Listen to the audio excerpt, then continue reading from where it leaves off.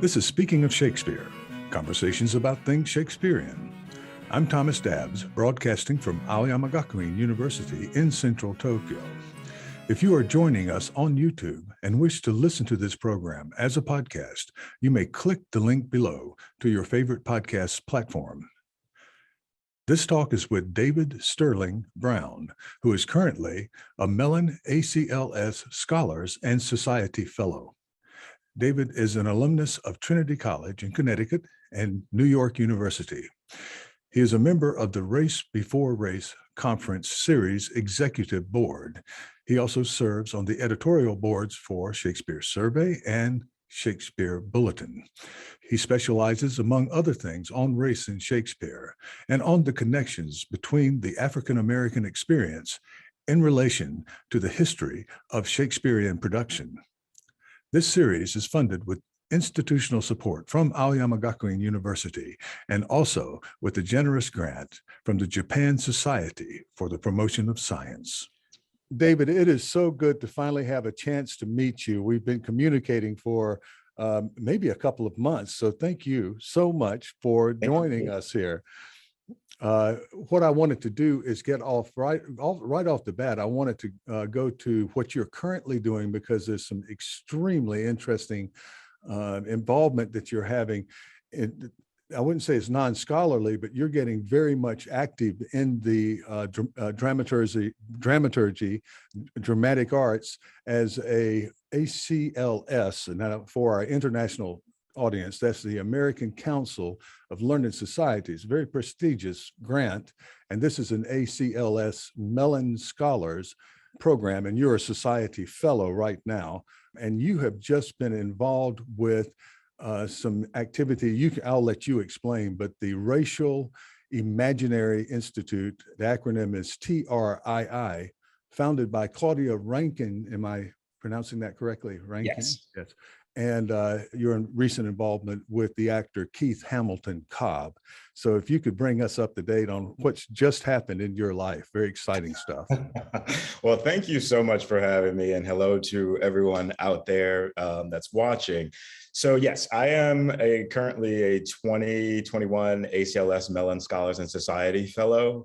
And it's an ACLS Mellon Fellowship. And essentially, this is a public engagement initiative that they're running. There are 12 fellows, and it's an opportunity for me to take my Shakespeare and race scholarship and try to do something new and exciting and interesting with it that appeals to the broader public. So with this fellowship, I have a residency with the Racial Imaginary Institute, which was founded by author, poet, essayist, NYU professor Claudia Rankine. And I am just really enjoying the time that I'm spending so far with the Racial Imaginary Institute. I guess I should pause there or slow down and just explain what TRII is. Yes, the acronym is TRII, and in-house we say TRII, I learned. And so it's an interdisciplinary think tank, as they describe it on the website. It's non-hierarchical, so there's a curatorial team of people that I'm working with that includes Claudia Rankine, her husband, John Lucas, psychoanalyst, poet, playwright, you name it, pretty much. There's a smorgasbord of people right now working toward their 2022 initiative, which is on nationalism. So there's going to be a symposium on nationalism and a bunch of events happening later. But their mission is essentially that no sort of sphere of life is left untouched by race. And to me, when I learned about the Institute from my Binghamton colleague, Jennifer Stover, who's also a close collaborator, I was like, aha, like, that's the place I want to be. And so I am so grateful that this opportunity worked out. And I'm happy to say more about my involvement with them, but I don't want to lecture you. I don't know if you have any specific questions. No, you can lecture me, because I really am interested in what you've recently finished a process of, is it reading Othello? And there's that, and I'm not sure if it's connected directly with TRII, or you're collaborating that in some way. But I do want to get to the Keith Hamilton Cobb project, and also, but anything else that you would like to say about TRII? Maybe those are two separate things. Yeah, they are, but they're merging.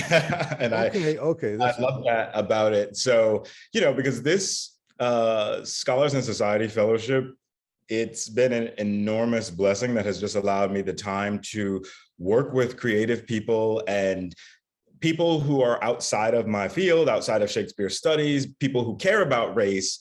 And it is blowing my mind, the things that I'm learning, the things that I'm doing.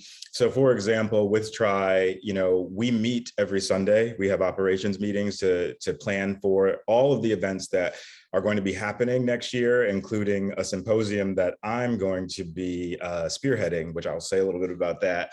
And we also are, doing things like scouting spaces. I'm learning that that's something that they have to do as they plan these events, which is really cool and interesting. They work with a lot of different art galleries and things of that nature. So I have branched out of my sort of comfort zone this year. I've actually been spending quite a bit of time in art gallery spaces, just looking and trying to learn about that whole world and the process of curating art exhibitions and things of that nature, because that is actually going to be an outcome of my fellowship as well. And so it's been an honor, of course. I assume most people know who Claudia Rankine is. If you don't, I have her book here, one of them actually, Just Us, An American Conversation. And the reason why I held that up is both because it's a phenomenal text, but also it's inspired the work that I'm doing with the Racial Imaginary Institute. So I am planning a symposium for 2022. This symposium intersects my scholarship with Claudia's work and the work of W.E.B. Du Bois, his 1903 text, The Souls of Black Folk, and then Shakespeare. So a broad sort of arc of literary folks there that I'm engaging with, and scholarship as well, to think about specifically racialized whiteness. So Hamlet and Othello are going to be the plays that I center as we are inspired by Claudia's work and thinking about crafting a conversation. Yes, excellent. I want to return to racialized whiteness and perhaps to some, again, to the work that you're currently doing with TRII. But I don't want to miss the Keith Hamilton Cobb a bit. So Keith Hamilton Cobb, for those who don't know, is the author of American Moor, a play, a delightful play. I got to get through it. It's and there's some clips on YouTube, and one of them is really kind of very funny. He has a very good stage presence, kind of comic, but then also tragic, or there's pathos in the, of course, in the production. But if you, he's famously that, and also an actor of known actor. And you have done Untitled Othello, and I'm very interested in hearing what the results were with that process and what you did and how that was done. Yeah, and I'm glad you used the word process, because that's exactly how Keith describes it on the Untitled Othello website. And the reason why I said these things are all connected is that I am interested, as I have this public engagement fellowship, in doing things that allow for public engagement. And so when Keith approached me about being, a part of the Untitled Othello process, I thought, well, this is great, because one, I am steeped in my own book project writing right now, and Othello is a part of that. So I was like, this is a great way to immerse myself in the play, in the text, in different ways, from a different angle. But also Keith, I've asked him to be involved with my symposium with TRII, with the Racial Imaginary Institute. So that's what I meant when I said all of these things are working together. And so it was a no-brainer to join Keith and his ensemble for this initiative. And essentially with Untitled Othello, Keith is very interested in exploring the play from a new angle and really getting at the heart of what Shakespeare was up to and why this play matters, why it's relevant right now for us. And it is a difficult play. You know, we spent 80 hours over 2 weeks discussing the play, only getting up to Act 2, by the way, because the conversations that were generated were rich. They were moving, they were difficult. We had some very difficult moments, for folks who watched, they got to see raw responses to what this play does. And it was very exhausting. Who were the players? I saw a picture of people sitting around the table, and who were the other players? It's you and Keith and who else? Yeah. So Jessica Burr is the artistic director, and she has a company called The Blessed Unrest. And then there were about, I think, 10 other actors in the room. So not every character was covered. And I only know first names, unfortunately, but now I'm going around the room in my head mentally. So there was Rob, there was Zach, and Terrell, and Heather, and Aaron, Sarah, and Michael, and I'm almost there. Michael, and Stephanie. Okay, yeah. So you're reading lines from the play and then pausing to discuss how they resonate? Is that how it's going? No, this was a lot more in depth than that, actually. So Keith brought me in specifically to sort of use my scholarly expertise to inform what he wants the actors to be doing and thinking about as they think through their lines and as this play gets potentially performed and staged. And so we started out with just general conversations about the play, and then we got into actually looking at the play from start to finish. So we started with Act 1, Scene 1, for instance, and Keith had, the actors play their roles, or read their roles, and then we'd stop and we'd pause and we'd interrogate the moments to think about what's going on with the characters. What does this scene look like? Where are we? What's Iago's motivation for saying the things that he says? And my job, I quickly became, I guess, bad cop. I didn't really see it that way, but it was my job to sort of rein in the conversation so that we were not ignoring the racial implications of everything that was being said in the play. And that was really hard. It produced, because you're talking about a room that had so Keith, myself, and then Montano, who was Terrell, and Othello, who was Rob. So 4 Black men, and then the rest are white actors. And a lot of them, most of them, maybe all of them actually, had to be honest about their lack of engagement with and their lack of knowledge with respect to race and racism, because it's something they don't have to really think about as white people in a society that is built for white people. Mm-hmm. So it was challenging. It was so challenging when you talk about the emotions that Keith puts into his writing, for instance, in American Moor. All of that was coming out because, that play is, which I also have that here. And I got Keith actually signed it. I haven't read what he wrote yet, by the way, but I'm just waiting until I have the right mindset so that I can really absorb and internalize what he said.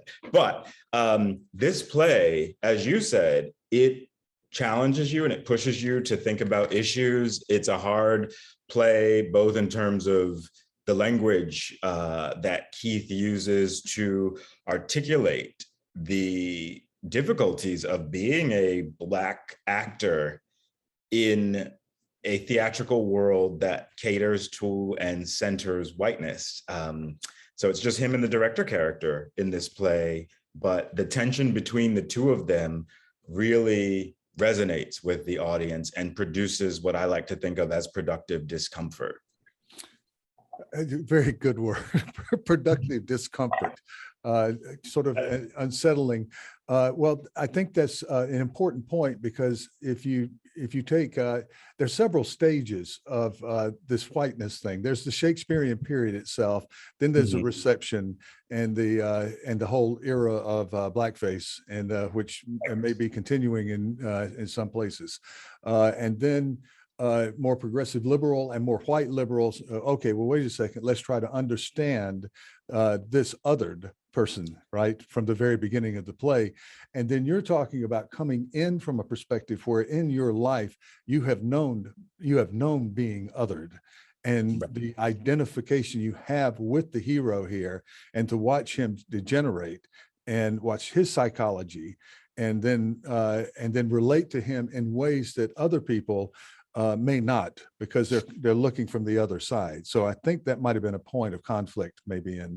That was a point of, yes, that was a point of conflict, but even more so than that. And that was, it took me days to get the white actors in the room to realize and understand this point, was that Othello should, in my mind, should be just as hard for white folks to grapple with as it is for Black folks to grapple with. And so when the actors finally realized that point, that's when it became really, really hard, because they were, some of them were even having dreams about this process and what racism does to white people.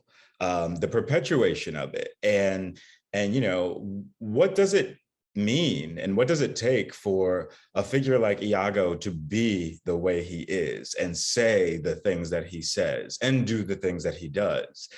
When we started isolating that, instead of always doing what happens in the majority of productions that focus on this play, which is to center the focus on the Black actor and Othello's tragic, nature, and the tragedy there. Racism is tragic for everyone. It impacts us differently.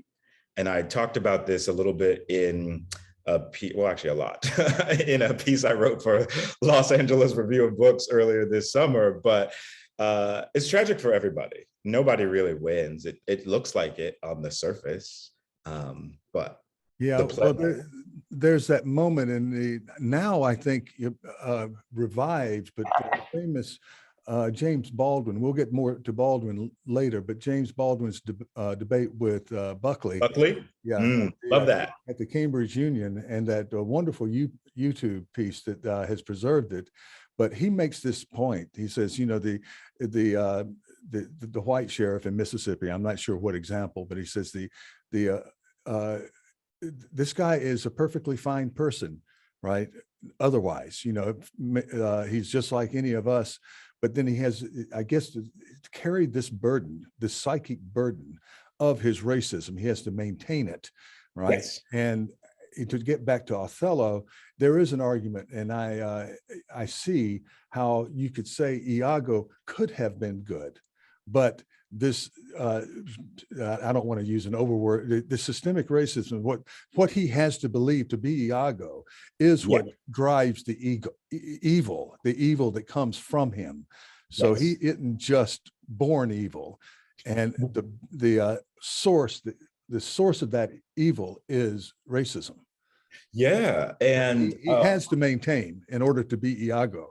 Yes, I love that you talk about and just mentioned that phrase, systemic racism, because we spend a lot of time talking about that with the entire Untitled Othello cast. And actually there were students involved too with that, which I can say a little bit about as well. But that's what we're looking at in that play, right? Is a system in which all of these characters are operating, and every single one of them is complicit in some way in the racism that gets directed toward Othello, even Desdemona. And that was something, when we had the actress in the room, Stephanie, sit and think about her complicity. it was just mind-blowing to see her theatrical process unfold all of these realizations about how even her as wife to this titular character, simply by even just referring to him as the Moor, right, shows on some level her complicity with this system, whether or not she and that's something we spent time thinking about, and so Keith paused and we had Desdemona, the actress, play it in different ways, and she ultimately settled on saying the term in a way that showed how she was interested in sort of appeasing her white male audience in that scene in Act One, but also showing and demonstrating some resistance to having to do that to her Black husband. But if she doesn't resist fully, right, then that still implicates her in the racism, because to refer to this character who has a name, Othello, as the Moor, it's dehumanizing, and it takes away his humanity and reduces him to only part of what he is. Mm-hmm. Mm-hmm. And it's right there from the very beginning. I think that if just one more comment about systemic racism, why it might be irritating to let's say the majority class, the white class, or whatever, because there are a lot of different types of white people, a lot of different types of Black people, whatever. But the system itself is invisible.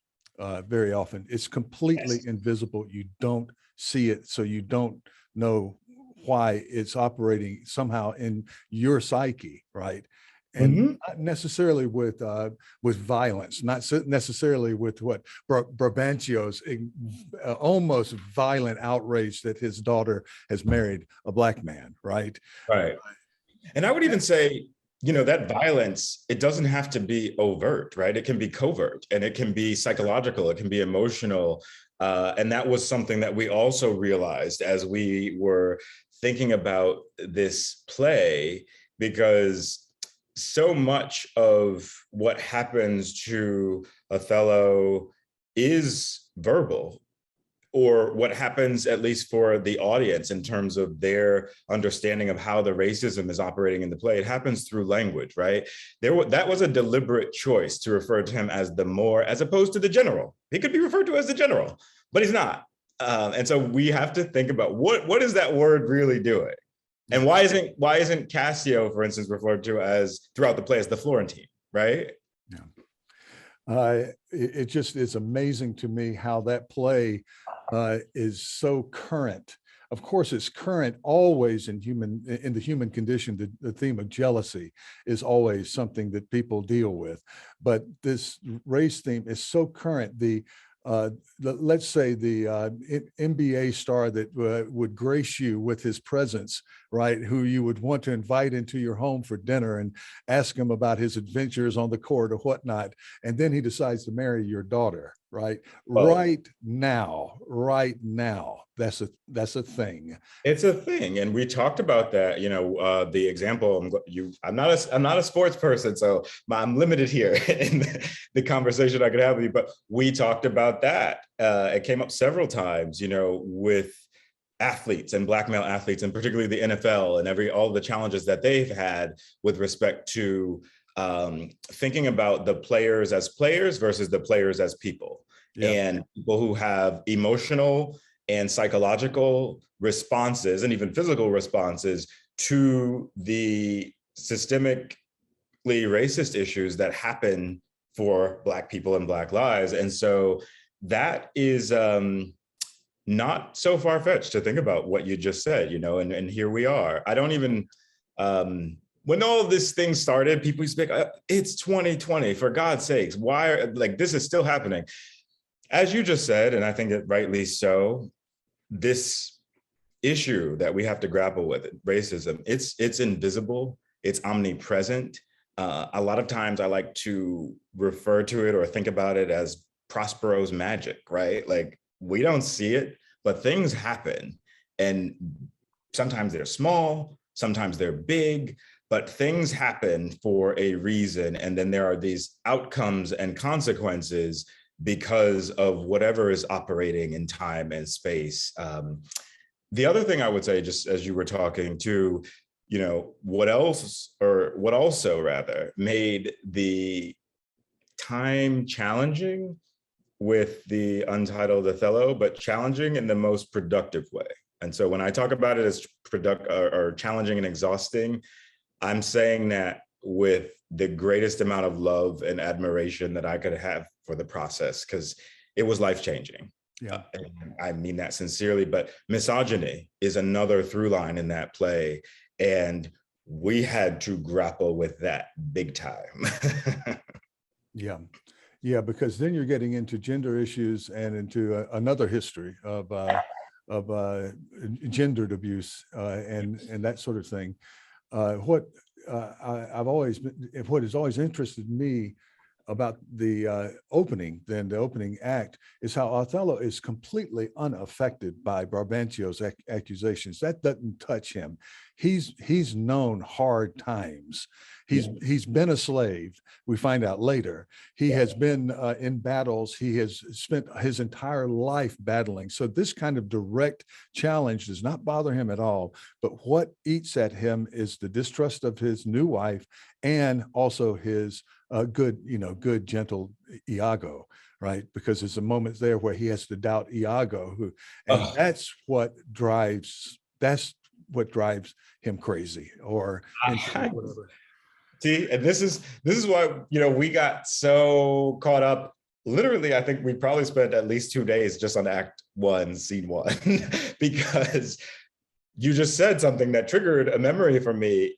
Good Iago, or as I think he's referred to in the play as Good Iago, but more than that, he's referred to as Honest Iago. Honest Iago, yeah. And we paused and we thought about that. Well, and I, from my, pre-modern critical race studies perspective, was able to sort of discuss with them, well, what is that doing when you have the most vile character in the play being referred to as Honest Iago by pretty much everyone?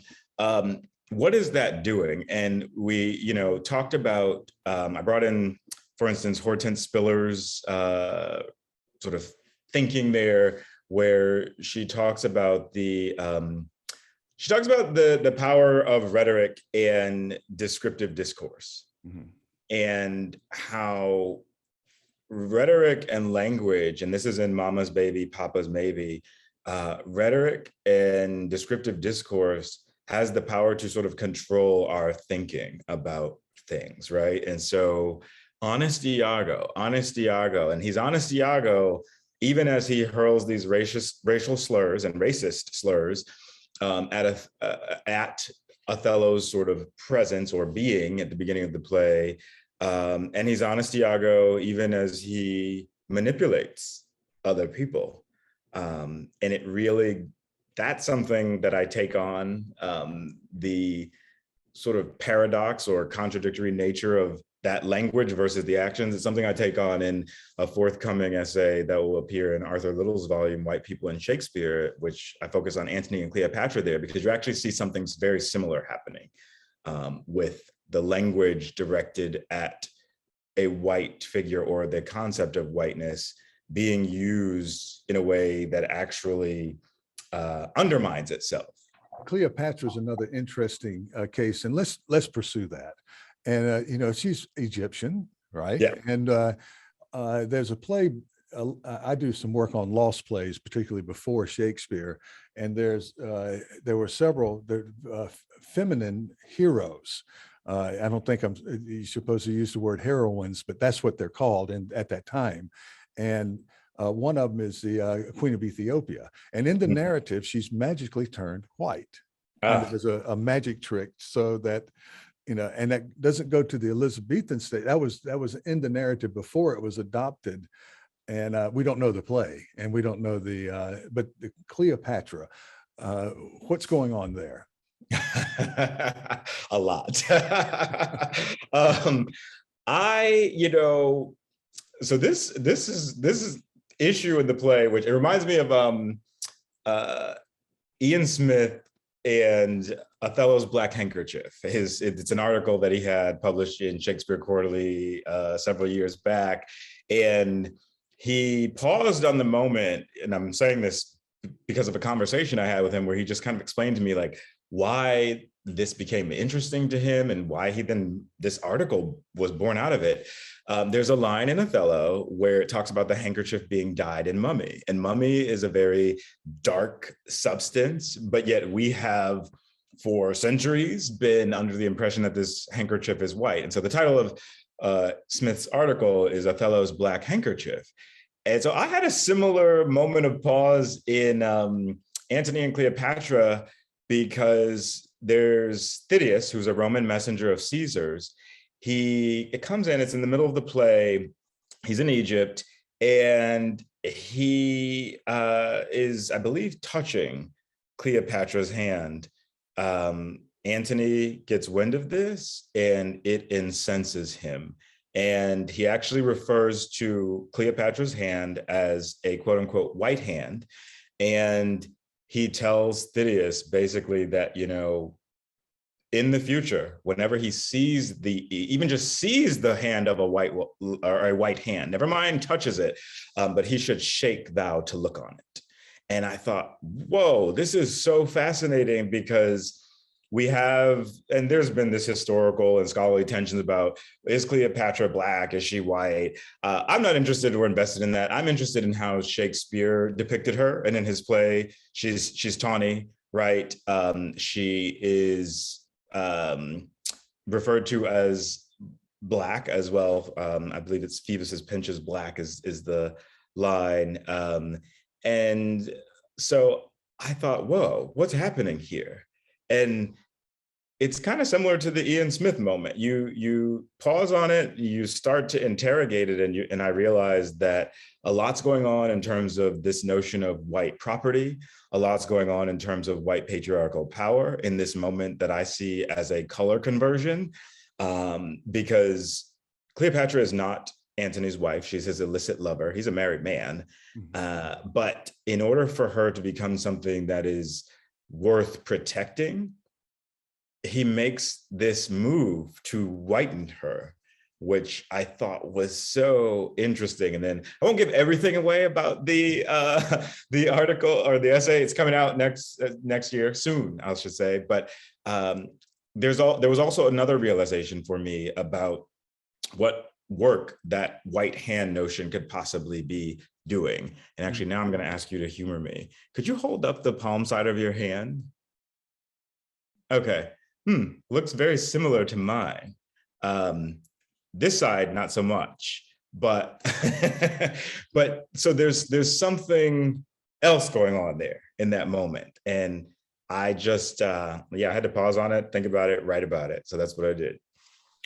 It's interesting. There's a story I have about the palm of the hand from my childhood. But, oh, really? Let's stay on track here, because oh no, it's like you can't tell it. Like, I hate when people do that. They're like, I have a story, but wait, I'll tell you tomorrow. I had a Black babysitter, and it's one of my earliest memories. I'm maybe 5 years old, and I would say, your hand on the backside is colored, but inside is white. You're not colored. And she said, white's a color too. And Yes. so that's a deep memory of mine. I grew up in the American South, and there are a lot of things that just are, these kind of not horrible memories. I had wonderful parenting and so forth, but the society we were in, you talk about systemic, but I didn't want to get too much into that. That's a long history. Oh yeah, no, but that was enough for me to latch onto something there, which is to say, she's right, and the other thing that is so interesting to me in just thinking, it's a very simple statement, white is a color too, but a lot of people actually don't think of, still to this day, don't think about whiteness in relationship to race, for instance, unless you have the presence of Blackness, and so to me, this statement of whiteness, or white is a color too, it moves me in the direction of thinking about the invisibility of whiteness in our society, both American society, but then even globally as well. I'm just curious, actually, too. So where'd you grow up in the South? I grew up in a country crossroads outside of Sumter, South Carolina, about 12 miles outside of town, and about Okay. 8 miles from the nearest post office. I just got really excited because that's where my roots are from. Oh, really? Not Sumter, but South Carolina. Yeah. My family is from Gaffney. From Gaffney, yeah. My mother was born in. It's more upstate, but we were in I mean, there was the deep South and the slow changes in the deep South, and then there were pockets within the deep South, small towns, and then there was the countryside, which was a pocket inside of a pocket. So I remember, David, Black Night at the fair, at the county fair, and thinking about how strange that was. And to, of course, my father, it wasn't strange. It just was the way things were, is part of the system. Yeah. And I remember Dr. Levi's office and not even seeing it, because you go into the waiting room, you wait, and then you go to your car and leave. But I turned around and looked, and I noticed that there were a number of Black people in another room. He had segregated waiting rooms. And I found that the hottest thing. And the school I went to the 6th grade, was all white, and there was the all Black school. And both Blacks and white were happy to have schools, I guess, in that next generation. You know, they built schools, but they were completely segregated. And then within a year and a half, completely desegregated. So that was kind of forced on my generation to deal with without any manual. And also the Black kids who came in without any manual. And of course, you had all of the whole spectrum of racism on the white side. You had whatever you had, but that was just kind of thrown at us to deal with. And it's amazing to me how quickly we adapted. Yeah, it's so my grandmother, was my mother's mother, maternal grandmother, was born and raised in South Carolina. And then my father's mother was born in Mississippi, but in the Jim Crow era. And so that history is not far removed at all from, like, it's only really a generation between my grandmother and I. My grandmother's one is 83 and one is 86, but it is so fascinating to me. I was just in South Carolina last month, actually, at my grandmother's, and to think that I, as this Shakespeare professor person, am part of her lineage, which involved her having to walk to school, because there were no buses for the Black kids in Gaffney. And to now she lives probably about 3/4 of a mile from where her school was. And she has a house. It's mind-blowing and very moving to think that, yes, there's been progress, that there's no doubt about that. But there has also been and continues to be challenges along those racial lines. But and I want to say something about segregation when we come back, because it's related to the or not when we come back. I'm like, is there a commercial break here? We had breaks in I think I'm still in Untitled Othello mode. We had breaks last week. We've gotten no offers. Advertisers. So we'd come back to things, but segregation is actually very much tied to an article that I published last year, but within our field. It was called Hood Feminism. And so I'd love to maybe come back to that topic. We will. It's on our list. And coming from the East, you can be in Texas a long time before you get to El Paso, right? And the idea of progress, right? If El Paso were your goal, right? We're still not at it. We haven't reached El Paso yet, but we've gotten somewhere through this enormous process of so many people having to go through transformations, and it's a tough road for a society, for democracy to take on. And there have been some successes, and there's still some failures. But I did want to move into the connections that I saw when I was a young graduate student, and I was studying I was studying Shakespeare, but I was also reading African American literature because it's so good. I mean, just plainly, when you get into Ralph Ellison, the power in there. I immediately related it to Shakespeare, and I came across James Baldwin's The Fire Next Time and his other essays, and I was as this Southern white male young guy, I was so moved by those essays. I mean, they moved me. And you know how we are. We're in a profession. So we tend to read as professional literary scholars and so forth. And with Baldwin, it's just, no, I'm just going to sit back and you have found connections between Baldwin and Shakespeare. And I'm eager to find out what those connections are and if they're similar or if there's some new ones for me. Yeah, well, it's interesting, and I'm not the first or the only one to think about those connections. But Baldwin has an essay that he wrote, I think it was in the 1960s, called "Why I Stopped Hating Shakespeare." And so, have you read that before? Yeah, in another century. Oh, oh, right, yeah. And so there's that connection, but then.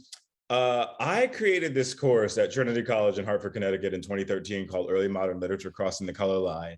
And I just thought then, as I was developing the course, I went to NYU for grad school. My minor field was African American literature. And of course, I'm an early modernist, my major field in Shakespeare studies. And as I was studying for my exams and reading the work of African American authors, I kept seeing allusions to Shakespeare. And I'm like, what's going on here? And that just spiraled into a fascination with wanting to put those things together. So in a course that I teach, the Early Modern Literature Crossing the Color Line class, Baldwin's Giovanni's Room is actually a major part of that course in a unit that I have called Sexuality and the Paradox of Passing. And I'm really fascinated by Baldwin, not just because he's super smart, and also the way that he writes is profoundly moving, and it is incredibly deep. And I mean, I think we could probably do a session right now just on talking about one of his texts, even if it's like Sonny's Blues or something, and yes. For me, it beyond the illusions, though, I was starting to think like, okay, what's going on with these African American authors? Like W.E. Du Bois, also in The Souls of Black Folk, alludes to Shakespeare, and I realized that in addition to putting their own sort of artistic genius next to and engaging with his, they're also setting themselves apart from Shakespeare and the canon and this history, whether it's the dramatic history that we see with respect to whiteness, or even just the history in terms of thinking about Shakespeare as this like great thinker, right? There's a lot of people who are in that bardolatry camp. And so Shakespeare, there will never be anyone greater than Shakespeare, so, and perfectly post facto reshaping, and so much is lost in that history. So much is lost, and we rely on creative types and the great writers to come back and read and bring in their perspective from another era and to relearn Shakespeare in that way.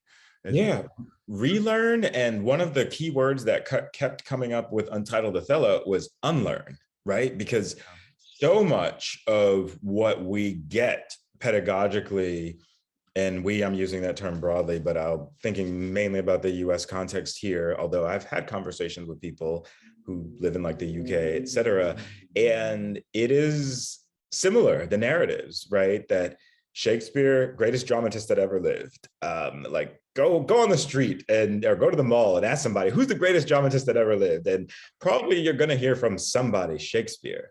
And so, yeah, this rather than setting him apart, I think including Shakespeare in this constellation of great people, because you don't need to have over 30 plays written and poems to necessarily be great or even the greatest. And I mean, I am so inspired by Shakespeare's work and moved by it, that's for sure.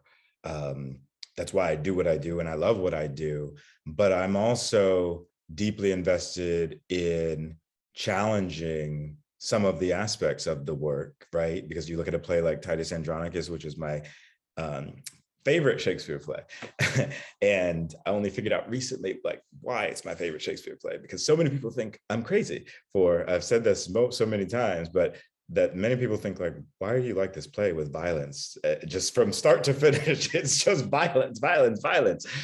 And I realized that that play is not so far, and I mean, I don't mean that people in the place where I grew up were baking children into pies. That wasn't happening. But I grew up in a low-income community in this country. And in the late 80s, early 1990s, you're talking about the crack epidemic and gang violence and turf wars. And I saw things. I was aware of things as a 5-year-old, 6-year-old, that most people, if they can, they try to shield their children from knowing what death is and what funerals are. That wasn't my world. And so when Titus begins and you realize that he's buried 20 plus sons, right? It's like, I know what I've seen it. I've seen my grandfather have to bury a child. So in that sense, I identify with young Lucius, and that didn't occur to me until a few months ago. It's not just about it being a tragedy, but it's about the way that it speaks to the world that I knew, but also the world that we live in. I mean, look at what's happening in malls and schools, et cetera, still since Columbine. It is disheartening, it's frustrating, it's saddening, it's sickening. I could go on there. And so it's not that I find comfort in a play like Titus, but there's a familiarity there that I think resonates more with the realities of the world in which we live than, say, a play like Much Ado About Nothing, right? Like, we are not all out in the street singing, hey, nani, nani, especially in this pandemic. No, we are not, but I do like that there is space for comedy. If we're going to, that space, when I first started teaching, it seems like any anthology, usually an intro to lit class, and that was a big deal to get that because we were teaching some freshman comp and that kind of thing. And we had an anthology of drama, and there wasn't one drama in there. It was more modern that had a happy ending. It was all, and there's some great things. There's Eugene O'Neill, there's a Hansberry, there's of course, Arthur Miller and so forth. But I told my students last year during the when we were in the thick of the pandemic, saying I'm not going to do Hamlet anymore. I'm too old for it, and it's beginning to really mean too much. I think we're just going to go with Much Ado or something like that. But you're exactly right. This relates back to what we were talking about earlier, how you come in from your perspective in your childhood, which began a few years after my childhood. I come in. Hey, we're both last century babies. We're both last century babies. Yeah, we can claim that. But I grew up where I grew up. You grew up where you grew up. And when we come to Titus, all right, we're going to bring in two different things. Now, the problem is that the dominant interpretation tends to belong to the dominant class, or historically in education, and how it's taught, how it's framed, how it's presented. And I think what you and Keith and all the people who are working on this is saying, listen, let's bring something else in here. And let's maybe unlearn some things that we really didn't need to learn, that may not even be part of this play, right? Yeah, that's a really great point. Yes. Yeah. And so I'm you were talking about the conflict. This thing you don't reach these revelations through a primrose path. It is more the steep and thorny way. I think it's Ophelia, and it's hard. It's hard, and we're on the same wavelength here. Get out of my head. That's what I was just going to say, is that I had to last week and the week before, remind the actors in the ensemble that this work that we're doing is hard. And I think the only reason why, because I think many people at various times probably want to get up and just jump out the window, seriously, because like there were tears from, and not just, it was across gender lines. There were tears, there were strong emotions being released in the room, outside of the room, because, you know, we'd go on break and the cameras would be off and people would just kind of, because it's hard. We were in it for 7 hours a day, just sitting in that. And even though we had those 10-minute breaks and the hour lunch break, we stayed in it. So it is hard. It is very hard. And I think, though, I would push back just a little bit and say that if you really allow yourself to get into the nitty-gritty of Much Ado About Nothing, for instance, or a dark comedy like The Merchant of Venice, you can find moments there where it maybe, again, like not Titus, it's not from start to finish, but moments that are really disturbing. Like when Leonato essentially disowns Hero because he thinks that she has cheated on Claudio, and he says all kinds of vile things to her. And for us in our modern world, that traffics in the realm of verbal domestic abuse, for instance. Oh, yeah. Oh, yeah. And of course, you've got the physical domestic abuse in Othello. And so that was another conversation that we had to have last week. Oh, yeah. I should have added that. When I went to comedy this past semester, I realized, well, you know, they're dark too. They have themes that tug at you. Malvolio in Twelfth Night, he's just way overpunished. And Shylock seems, you know, overpunished, and there are, you know, these are supposed to be lighter, easier on us than Titus, but Right. But there is, you know, why is Don John evil? What made him evil? And his Right. bastardry, which is another thing that you could bring right into the American landscape in terms of race and you know, Family construction. Yeah, there's so much going on there. Have we developed a kind of definition of racialized whiteness, or is there more there that you would like to go into? Racialized whiteness as an interesting, it brings up my spell checker. Well, Wants to change it to radicalized instead of racialized. I was like, this is actually good because I wanted a segue somehow. So I'm glad that you are bringing up racialized whiteness, and I'm just going to write that down so that I have a marker there, because I don't want to forget what I want to say in response to that. But I wanted to pause because I don't know, perhaps you probably heard by now that Bell Hooks passed away. And oh, you're just learning that for the first time? Yeah. Oh, well, I'm sorry to be the one to deliver that really sad, unfortunate news. Yes, she passed away earlier today. And I wanted to, because her work has been so influential to so many people.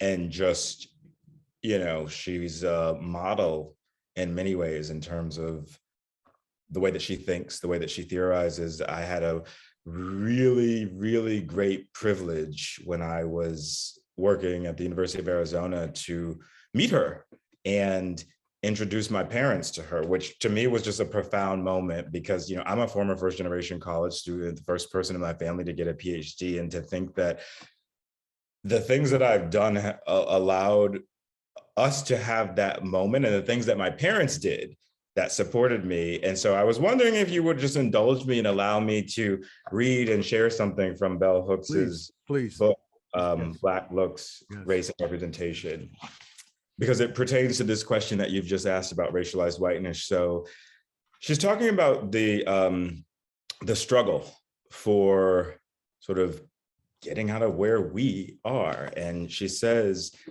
the struggle needs to include non-Black allies as well. Images of race and representation have become a contemporary obsession. Commodification of Blackness has created a social context where appropriation by non-Black people of the Black image knows no boundaries. If the many non-Black people who produce images or critical narratives about Blackness and Black people do not interrogate their perspective, then they may simply recreate the imperial gaze, the look that seeks to dominate, subjugate, and colonize. This is especially so for white people looking at and talking about Blackness. And I wanted to bring that in, one, as of course, a tribute to this phenomenal Black woman who, again, has shaped and probably, it's without question will continue to shape so many minds. But that to me gets at the heart of what our struggles were with the tensions in the room with the Untitled Othello project, because Shakespeare built this really, really difficult, complex, but smartly done play that doesn't allow us to get away from the indictments of whiteness and white supremacy that are necessary in order to understand what's really going on in that play, and what leads this prominent Black character, who is respected as a general, but not necessarily as a total human being, what leads him to kill himself.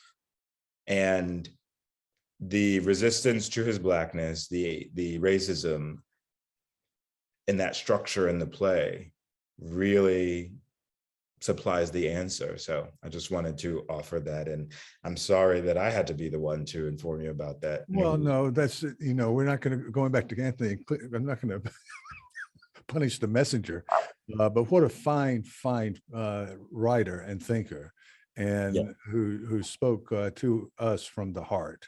Yeah. And from her heart, right? Like, yeah. I saw a tweet today and someone mentioned how she's a model, I'm paraphrasing, but of doing the kind of work that she did, not for popularity, but simply because of her integrity. Yeah. And I think there's so much to learn from her path and the way that she moved for many, and if not all. Yeah. I'm interested in what she began with, which echoes really sentiment from, of course, from King and from Baldwin, but there somehow to get this resolved, and I've thought about this a lot lately, of course, since George Floyd, but going back to even well before, we can go back forever, but there has to be some kind of path to redemption in the white world, because people begin seeing things and they start getting very nervous and very apologetic, and it just doesn't seem to make things better. Yeah. We have to determine, which they never did quite get it straight in the Bible, but just how much we're going to hold people to the sins of the fathers, and resolve these very basic elemental issues as a path to solve some of these problems that continue, right? And that's what I see in Bell Hook, and also in the writings of Baldwin, King, and others, that there's a path to redemption. And I'm not speaking about Christianity in particular, but I'm using a Christian model. Yeah, I hope there's a path to redemption. As I said during the Untitled Othello process, there may be a time when we don't have to live in this kind of world. My grandmothers, as I said, are 83 and 86. This is all they've known. This is all they've known. And I'm fairly certain it will be all I will ever know. And I've accepted that. What needs to happen, I think, because it's not about, I don't think it's about, reliving or owning necessarily the sins of the father, at least right now. Like, that's been part of the discourse, I know. But I think it's just about owning what's happening right now, right? Like there's so much being perpetuated. We could just isolate the summer of 2020, which was an awful time to live through, not just because of the pandemic, but because it seemed literally like every other day in this country. But then we started to see globally, like in Brazil and the UK, these assaults against Black lives. And so there really needs to be a reckoning with the participation in that, the hold that folks have on wanting to retain power, whether it's men wanting to retain power over women or white people wanting to retain power over non-white people. And that's a big project. That's a huge project. And the irony is that some at the front of this abuse are people who don't even know that they've already lost power, and very often economically, and they don't know who took it from them. And it wasn't anyone Black, and it wasn't anyone female. You'd have to look somewhere else. But yes. Instead, they direct it toward, Yeah, there's a lot of projection. And so in that Los Angeles Review of Books essay that I mentioned at the beginning, it's called Don't Hurt Yourself, Anti-Racism and White Self-Harm. Yeah. That's one of my points, is that as much as we can look at the victims of racism and all that stuff, but I think it's better to start with the sources, right? So we need to think about who's perpetrating that, right? Yeah. Like all the time, I'm trying to be aware of how am I contributing to the injustices, or how can I not contribute to the injustices done against women? Because as a man, I am part of this patriarchal structure in which we live and operate, and I'm aware of it, but I want no parts of perpetuating it. And it takes conscious, daily, for sure, awareness of that. And some people don't want to expend the energy that takes, because it takes a lot. Yeah, I guess I should enter at this point that when I moved to Japan with my family in the mid 90s, in search of a better job, I immigrated. It was just, I was working poor in the States. It was, yeah, and I didn't realize you've been there so long. I've been here a long time, and we had a 4-year-old, and my wife then was pregnant, and we got on an airplane from San Francisco. We flew to San Francisco, but we went out to eat, and there was a Black guy on the street, and he was angry, and he was yelling about something. And I'm, I got a 4-year-old and his pregnant wife, and I'm going, oh, come on, guy, ease off of it, damn it. And I was just irritated. And we got to Hiroshima, Japan. I didn't know a word of Japanese when I came here, 25 years ago, more than that, and have learned it in the interim. But I would say probably 6 months later, I was that guy. I got it, because as kind and wonderful as almost everybody was to us, you were still othered, there are not many of you.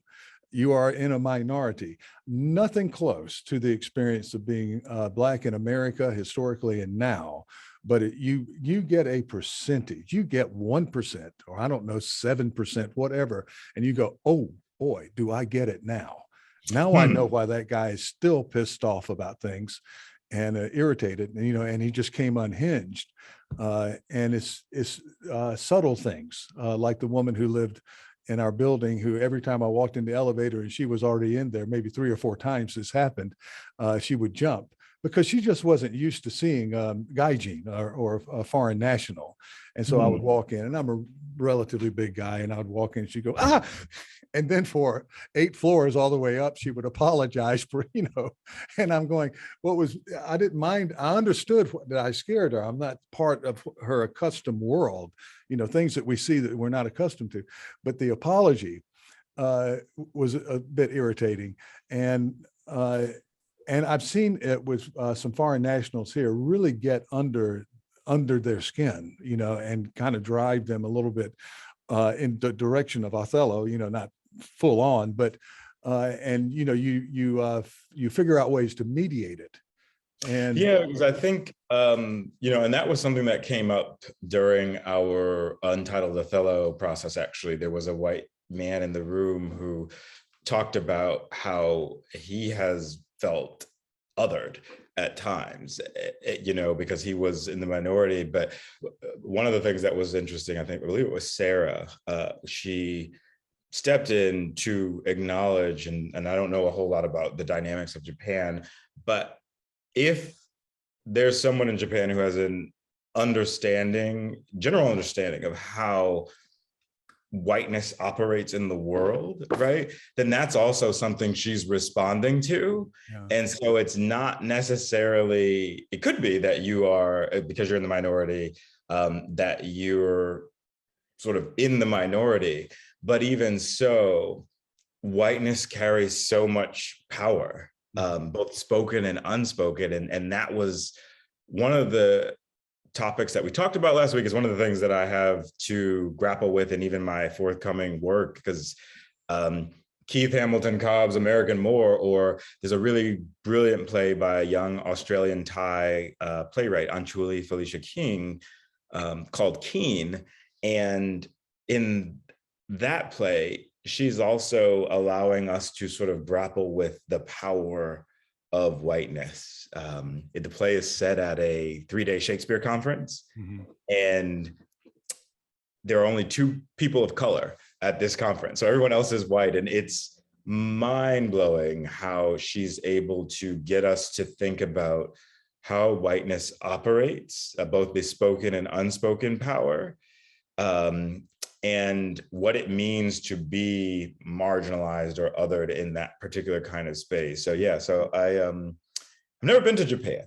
I hope I hope we see you here at some time in the not so distant future. Yes, when the pandemic ends, and invite me to this university at which you are.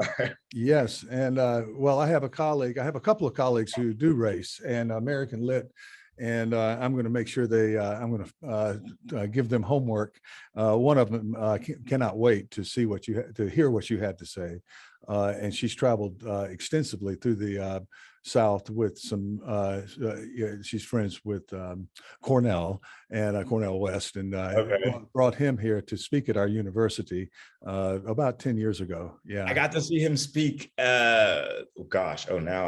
Now I'm having one of those moments where I'm like, oh, I'm older. I'm not saying old.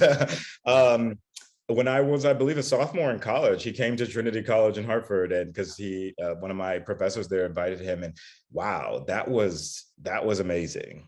He's just truly something, and such a kind and such a magnanimous person. You just don't expect him to behave.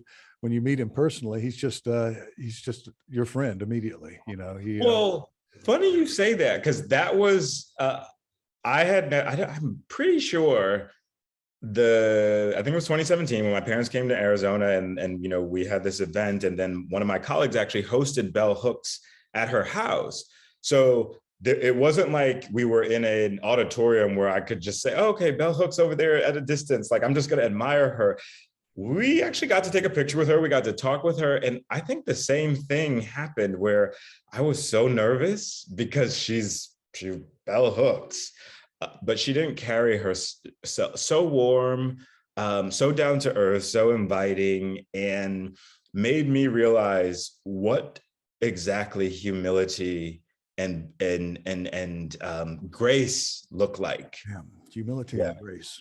Yeah, there's a little bit more of that in the world, and we're making progress. Well, I want to make it very clear that yes, there's power in whiteness, even in Japan, because there are other types of foreign nationals, and also there's power in being American.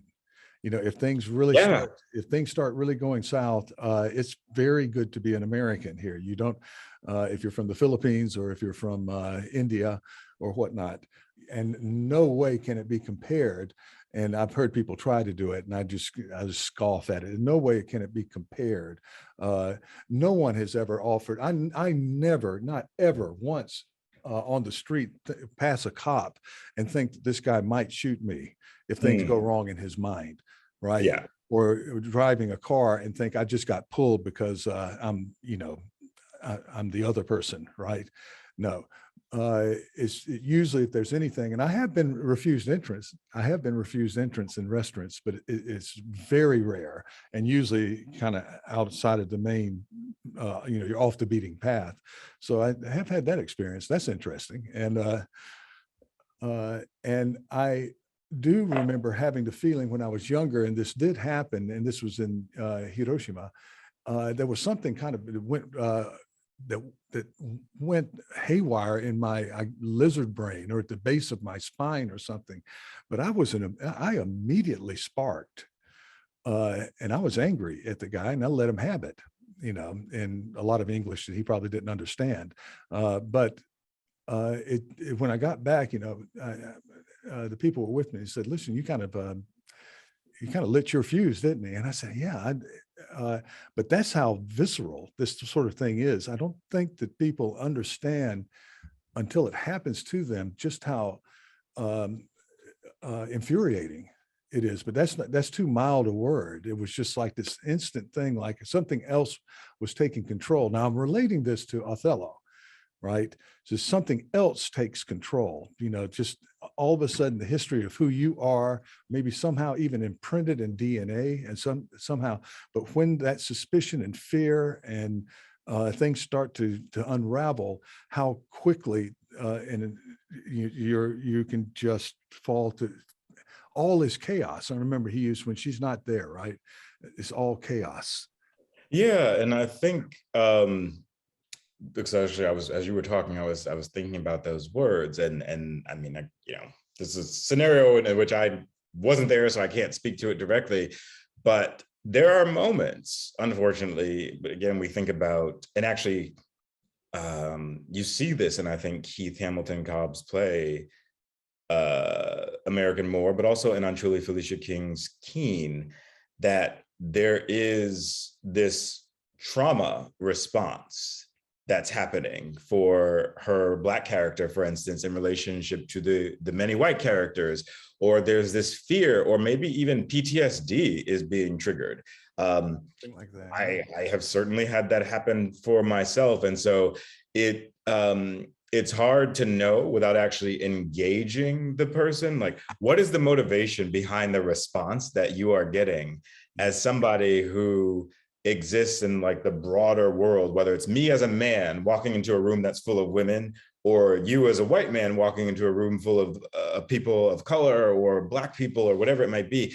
What's the motivation for the response and what's the experience? And so that's one of the things that I found fascinating again about last week, was as we talked more and more and got into week 2, people were starting to divulge things about their experiences, and also realizing how even when they thought they were on the receiving end of something, it might not necessarily have been that, So it was really, right. It was eye-opening for everybody. Yeah, and it's a lot to sort. There's a lot, because you don't just have the people. Everybody walks in there with histories, and yes, not just Black and white, but their own histories within and across, because I know you went to college at Trinity, which is hardly historically Black college, and a very fine college in Connecticut.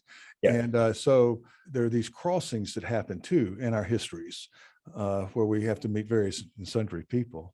But before we got to I could go forever on this topic. I really could. I know there's so much more I want to share before we end our time. But I can see why it went for so long. What you guys were doing, and I'm using guys as a non-gendered term. I'm told by my expert next door on using sensitive language that guys are okay for, all right, but there are people who will argue that. And yes, I didn't want to say folks. That's the only other word I can think about when you want to talk about a group of people. Or I use folks. I like folks is okay, isn't it? Well, because it's, to me, I mean, that's my roots again. Like I Southern, so for me, I'm like folks and folk and y'all. Nobody I know of would be bothered with folks, but anyhow, why it was so intense. And by the way, that's another issue. I just contacted a friend of mine who's a trans woman, and I have a student writing a paper, and I had to check to see if you can still use the word drag, and I'm using it now because you can. I got it from the source, and she's the author of a book coming out of Oxford UP on this subject. So I figured I have a good authority. So drag and drag queen, you can still use. Yes. I mean, RuPaul's Drag Race, I'm a huge fan, and just of drag queens in general. So yeah. It's a world. There's so much there. There's so much there culturally. Well, yeah. And I mean, there's so much in terms of even just the connection to what was, or who rather, was on the stage in Shakespeare's day, right? Because women were not allowed to act. And so Juliet was played by a boy actor, and Desdemona by a boy actor. And you've got men and males playing all these roles. So that's, I mean, we could have a session on that. We could, where you have and my student is working on 12th Night, where you have a man cross-dressing as a woman who cross-dresses as a man, actually a young boy. And are you really cross-dressing, or are you not at some point? It's just fun. It's fun to play with a bit. But I wanted to get out there and make sure that our viewer listeners know that you are an extraordinarily busy man working on all kinds of things here. As an editor, you are on advisory boards. I wanted to make sure to mention that, yes, you are on the advisory board of the Shakespeare Bulletin, and also of the Shakespeare, let me not get this wrong here, Shakespeare Survey. That's right, Shakespeare Survey. There's several Shakespeare journals out there, but you are active as an editor there. Or editorial. I'm an editorial board member. Yes, an editorial board member, and you are involved with a bulletin special edition or special issue on social justice in contemporary performance. Yeah. Okay. Let's talk about social justice in contemporary performance for just a bit. Oh, big topic. I mean, it's, we've come a long way. There's still a long way to go. And this issue will be out in early next year, 2022. I'm super excited. I co-edited it with Sandra Young of University of Cape Town. And we've got work in there that deals with trans studies, disability studies, whiteness studies, Blackness studies or Black studies, and more. And it is important to me that this issue is coming out because, last year we had well, at least in this country, but I think around the world, there was this sense that there was this racial reckoning happening, and that people were paying more attention to the kinds of issues that need to matter and do matter.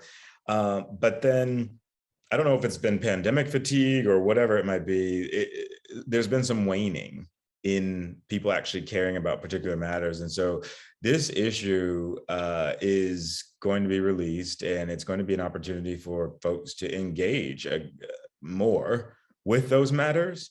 I have a piece in there actually on Anchuli Felicia King's play Keen, and there I'm dealing with whiteness head on. She actually defines whiteness in the play as her words in the play. It's a 3-day Shakespeare conference.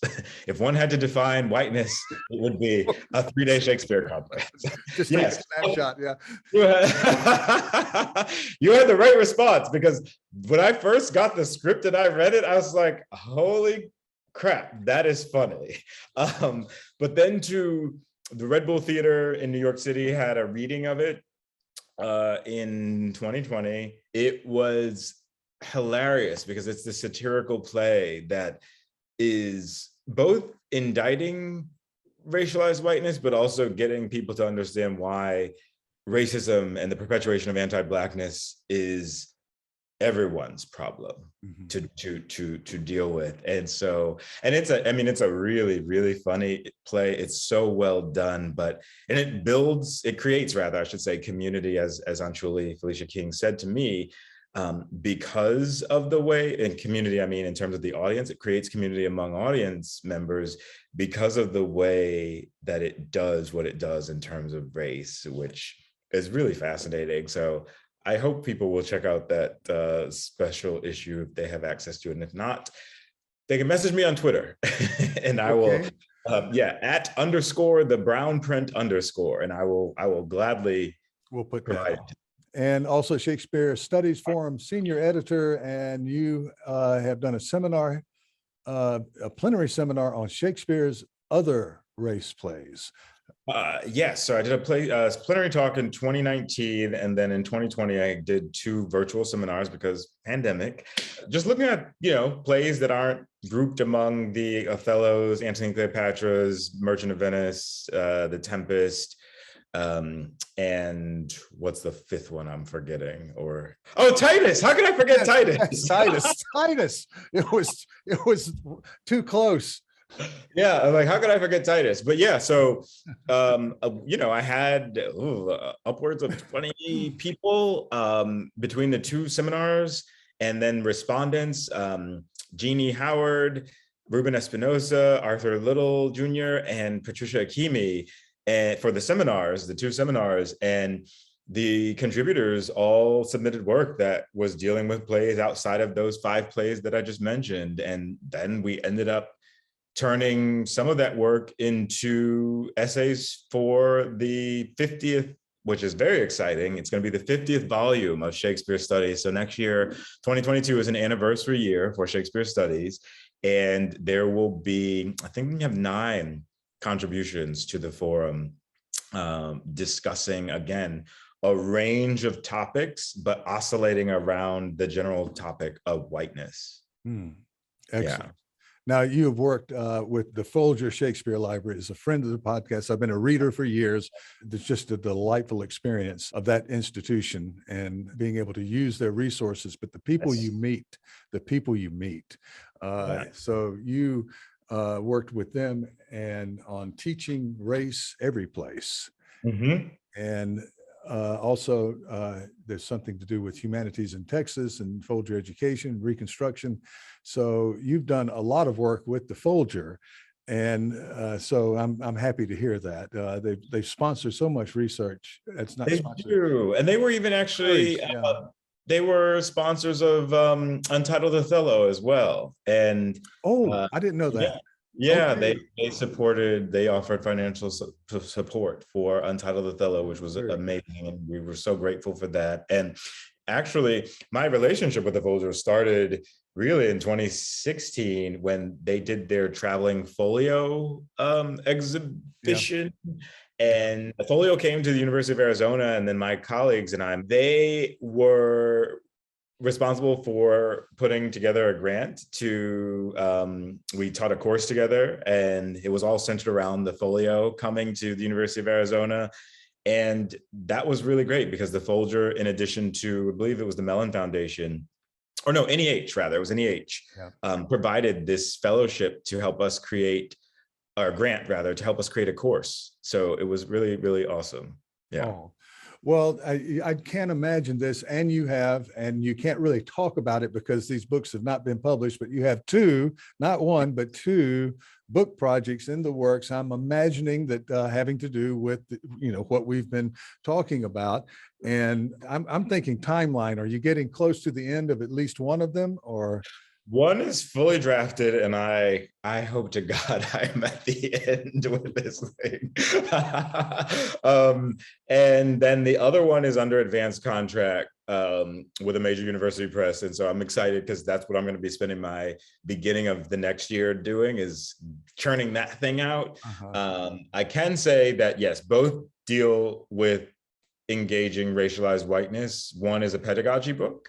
Because teaching is something that I love. So within my, love teaching. Yeah, that's a good combination. So pedagogy along with scholarship, you run the, Well, and for me, my pedagogy and scholarship are inseparable. So there's this synergy between them. They inform each other. And so because if you look at my sort of publication record thus far, like it's pedagogy pieces, whether it's articles or essays, and also then the more sort of strict research articles. But my pedagogy scholarship requires research. So, and they inform each other. So that's the way it should be. And that's the way it is with you. Okay. Yeah. I mean, my students are they're great collaborators. Excellent. Excellent. Well, I wanted to kind of move through. There's a lot of stuff here. We won't be able to do it all, but there's you've done a little bit of digital work, digital humanities type work on the sonic color line. Yes. What is the sonic color line? That's So, oh gosh, I wish I had that book next to me. I don't, but the sonic color line. So I have a brilliant colleague at Binghamton University, Jennifer Stover, who wrote a book called The Sonic Color Line, Race and the Cultural Politics of Listening.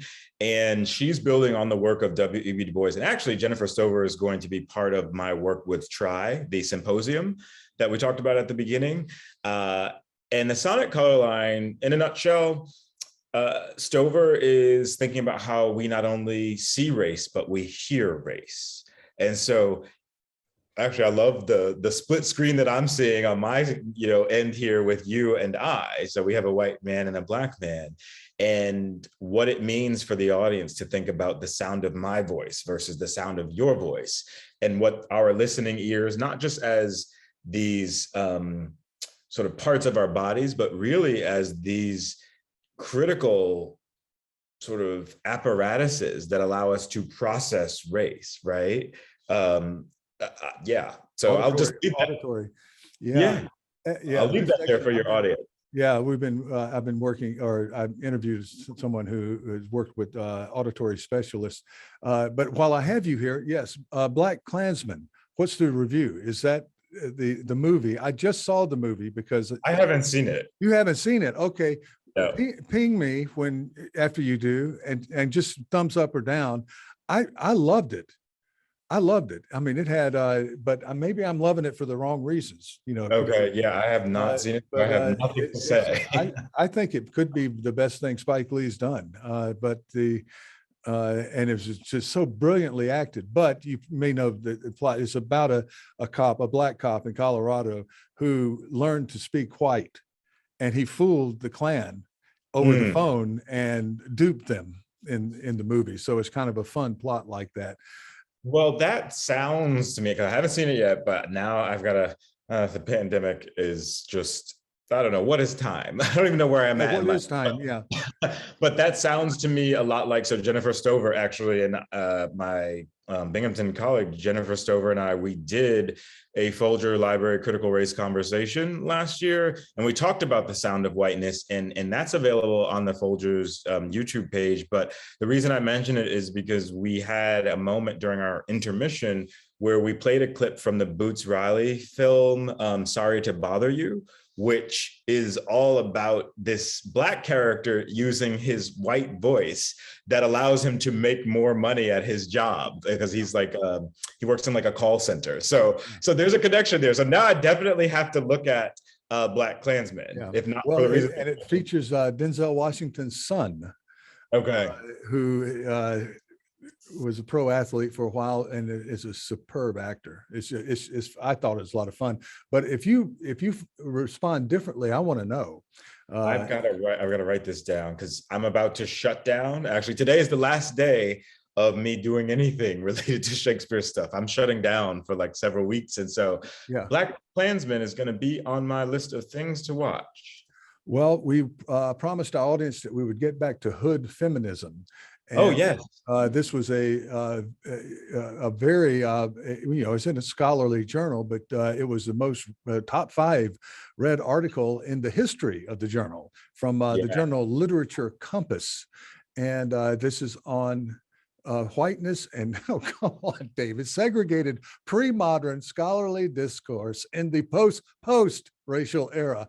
Now, I wasn't good at math. You have to turn on my head here. I'm like, oh God, that sounds like jargon. I can break that down really quickly. So post-racial era is just referring to, when Obama became president, everybody was like, oh, we live in the post-racial era, race is over, and there's no more racism. And it's like, yeah, right. So post-racial era just refers to that.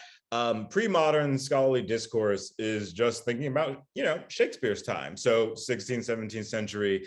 And essentially what I'm breaking down in the article is how within the field of early modern studies, there's been this sort of disconnect between the work that pre-modern critical race studies scholars do and isolating the work of those who do domestic criticism in the field, so focusing on the household, the family, et cetera, and how there hasn't been over the past several decades a lot of contact between the two, when in fact race really informs a lot of what's going on within the household. And one of the things that I point out in the article is how race scholars have been more willing to sort of venture into the domestic realm, whereas scholars who do the domestic work have not so much engaged with race as robustly as they could. And therein lies the segregation.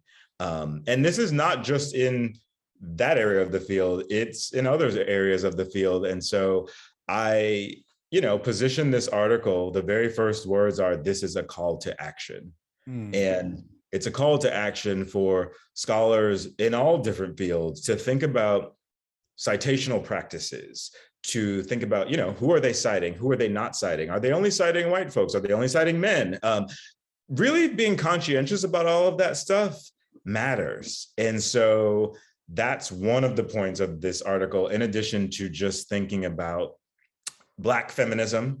So again, you think about someone like Bell Hooks, or we can get present day Mickey Kendall, whose work I draw on specifically. She has a book called Hood Feminism, so I'm borrowing from her title, and everyone in between. So yeah, that's that piece in a nutshell, but it was my favorite probably of what I did last year. Yeah. Well, that brings us to, and I kind of want to move toward closing with this, Yeah. that you, along with Shakespeare, you look into the household as a field of study or subfield, and also mental health. And my mother was a psychiatric social worker in her career. And so we were a big mental health family. Not that we were always mentally healthy, but there was a standard there. And we had I had the joy of having the enlightenment of that you're not weak if you're sad, that I'm a man in the South. It's okay for men to cry. It's okay to be. We had that as just part of the of my mother's profession, but many people didn't. It surprised me in the PTSD period after the Iraq War started, and all of these wars, how still it didn't seem that the military had, and people in the military had accepted that trauma does things to you. Yes. Keeps on, it doesn't go away, and left untreated, you're in big trouble. But particularly men want, they're tough. Everybody's John Wayne, Clint Eastwood, or whatnot. And how that still is part of military consciousness. And so you work on both mental health and the household. Yes. And I'm just thinking, because I'm like, how do I boil this one down? It's so much to say about it. I started to care a lot about mental health when I realized that I had my own challenges of my own. Struggling with anxiety, for instance. And it is important to me because, one, as a Shakespearean, I realized that the literature allows us to have these discussions, right? It facilitates it, which I thought, oh my gosh. So I can talk to my students about, as you say, PTSD you mentioned, and domestic violence and the effects of trauma and all of that. Really important. Or we can, one of the reasons why I teach Titus, not one of the reasons why I necessarily love the play, is that it allows us to talk about sexual violence as well. And so I have a piece in the Sundial where I think specifically, and that's a public journal, a publicly accessible journal run out of the Arizona Center for Medieval and Renaissance Studies, where I talk about sexual violence and get into the specifics of the effects of that. It leads to PTSD, it leads to certain type of trauma responses. It can also lead folks down the road of addiction, which then becomes its own mental health issue and abuse issue that needs to be dealt with. I also think in the Los Angeles Review of Books essay, the Don't Hurt Yourself piece, again, about the psychological, emotional, physical toll that racism takes on the people who perpetuate it.